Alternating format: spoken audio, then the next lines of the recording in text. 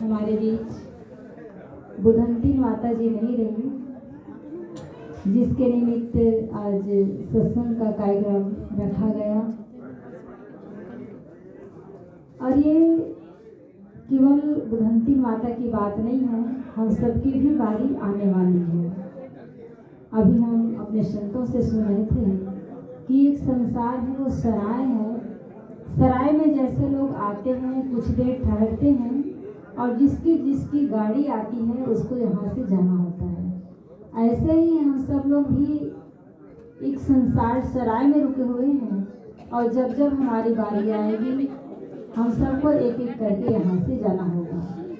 यहाँ किसी को रुकना नहीं है। कुछ समय के लिए आए हैं, लेकिन कुछ समय आए हैं, लेकिन उसी में हमें अपने कल्याण का काम भी करना है, उसी में अपने व्यवहार का भी काम करना है। संसार में रहते हुए, व्यवहार में रहते हुए हम ऐसा काम ना करें कि जाने के बाद लोग कहें कि अच्छा हो गया, यहाँ से चले गए। यदि ऐसा कहते हैं कि अच्छा हो गया, वो चले गए, तो इसका मतलब समझना चाहिए कि हमारा कर्म अच्छा नहीं था। समझने वाला तो चला जाता है, लेकिन पीछे वाले इस बात को जानते हैं। और यदि हम अपने आप को समझना चाहें तो वो जीवन रहते रहते ही संभव है। हम अपने आप को देखें कि हम कितने गहरे पानी में हैं, हम किसके लिए क्या सोचते हैं, क्या विचार करते हैं, और फिर उसके आधार पर हम अपने जीवन का आकलन करें। कहते हैं कि हमारा जो संस्कार होता है, उस संस्कार के आधार पर ही हमारा स्वप्न भी होता है। तो जो स्वप्न होता है वो इंगित करता है कि हमारी सोच क्या है, हमारा स्वप्न क्या है और हमारा बीज कैसा बन रहा है। यदि स्वप्न गलत है तो उसको सोच ले, समझ ले कि वाकई में हमारा जो जीवन की जो दिशा है वो गलत है। उसके आधार पर हम अपने आप को दिशा दें। तो बात यह है कि कोई भी हो, इस दुनिया में आए हैं तो रुकने वाला तो कोई नहीं है, सभी को जाना है। लेकिन सिर्फ जाने का फर्क होता है, समय का फर्क होता है। जाना सबको है, और फिर जब जाना ही है तो हमें लोक कल्याण का काम करते हुए, अपने आप का काम करते हुए इस दुनिया से विदा होना चाहिए। पूज्य गुरुदेव जी ने लिखा है, इस जगती तल में जो जन्मा, बैठा कौन यहाँ है, 100 के पहले वाले प्राय कोई नहीं यहाँ है।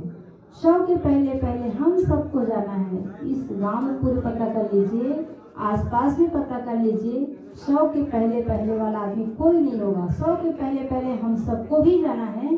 तो जब पहले जाना है, और ये अलग बात है कि कोई छोटी उम्र में चला जाता है, कोई अधिक उम्र में जाता है, लेकिन जाना तो पक्का है। और एक बात और तय है, यदि ये शरीर 100 तक तो लगभग ठीक रहता है, जैसा भी हो, लेकिन हम सोचें कि ये और लंबा समय तक रहे तो फिर शरीर का सरकना भी मुश्किल हो जाएगा। घर वाले भी परेशान हो जाएंगे कि कब ये दुनिया से विदा ले, कब हमारा घर खाली हो, रूम खाली हो। और जो व्यक्ति जी रहा होगा लंबा समय तक, उनको भी परेशानी होगी और यही सोचेगा कि मैं कब दुनिया से विदा हूँ। क्योंकि जब शरीर लाचार हो जाता है, आंखों से दिखाई देना बंद हो जाता है, कानों से सुनाई देना बंद हो जाता है, जब हम ठीक से बोल नहीं पाते हैं, चल नहीं पाते हैं, कुछ कर नहीं पाते हैं, तब लगता है कि इस शरीर को नहीं रहना चाहिए।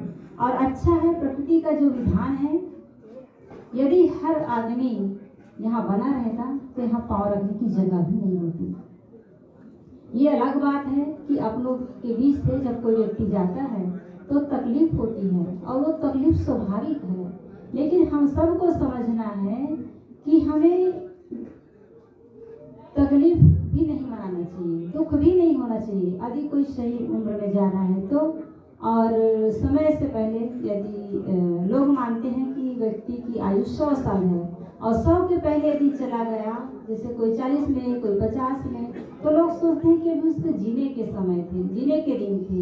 लेकिन कौन जानता है, वो उसकी उतनी ही कमाई थी, उतना ही समय लेकर के दुनिया में आया था।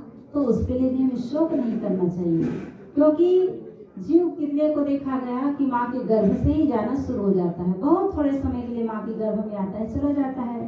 कोई जन्म लेते ही दुनिया से विदा होता है, कोई कुछ साल में विदा होता है, और ऐसे करते करते जाना तो पक्का है। लेकिन हम लोग पुण्यशाली हैं कि एक लंबे समय तक यहाँ हैं, और यहाँ रह करके इस उम्र में रह करके, इस शरीर में रह करके हम अपने लिए कुछ अच्छा काम कर सकते हैं। बचपना में शरीर छोड़ देता है कोई, तो बचपना तो खेलकूद में ऐसे ही बीत जाता है।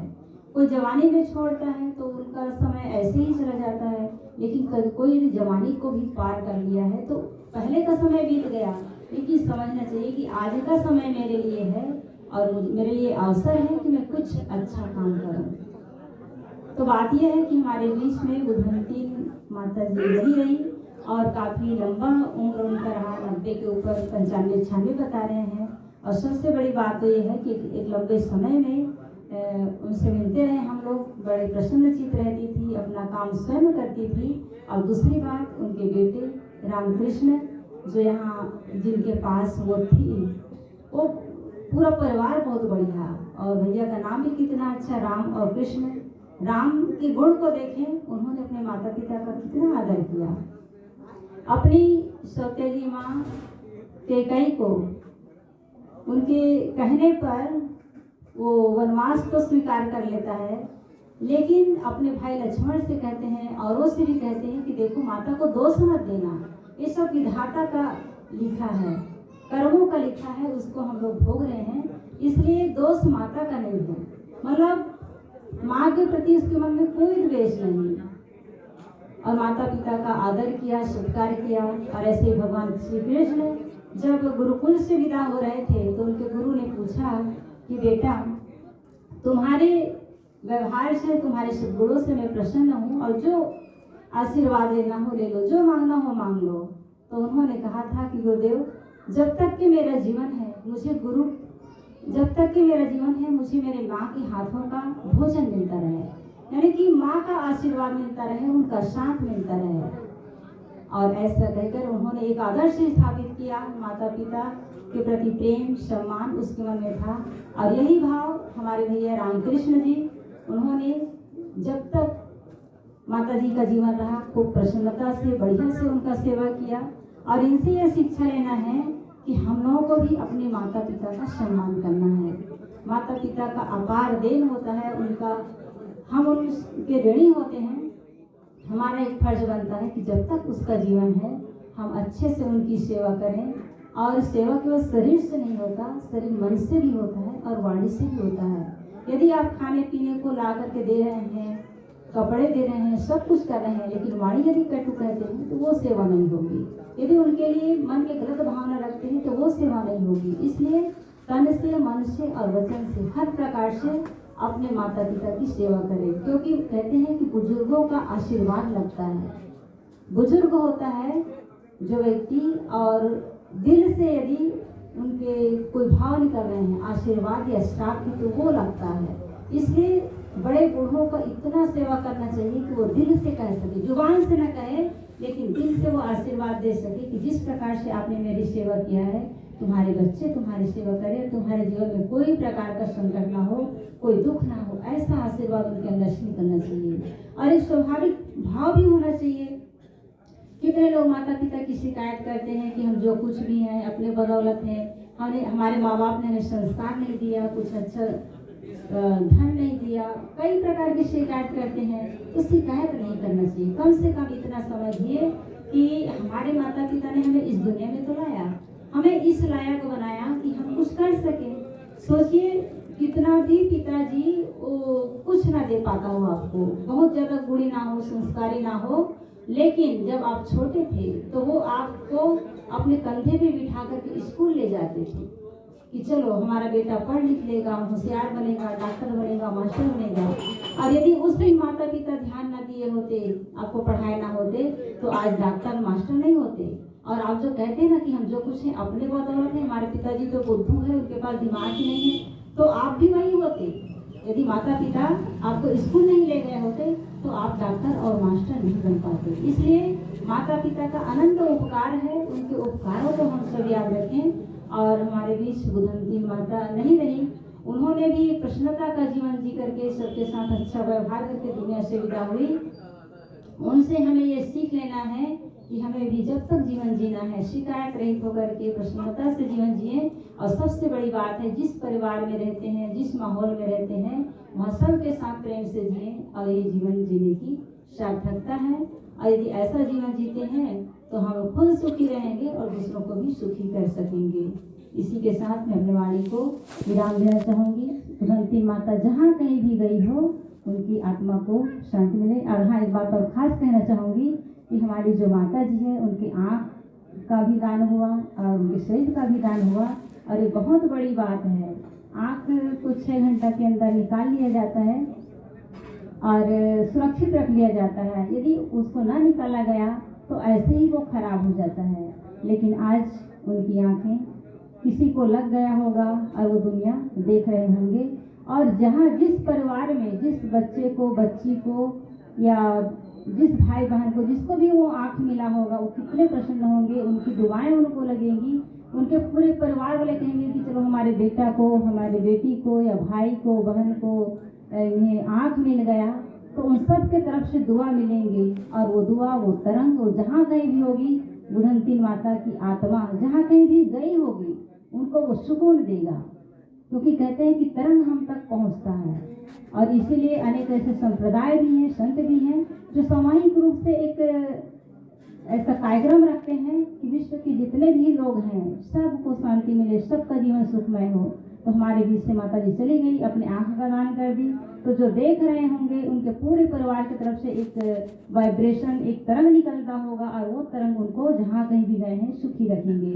दूसरी बात, उन्होंने अपने शरीर का भी दान किया और वो शरीर मेडिकल कॉलेज में पहुंचा उन छात्रों के लिए जो डॉक्टरी सीख रहे हैं।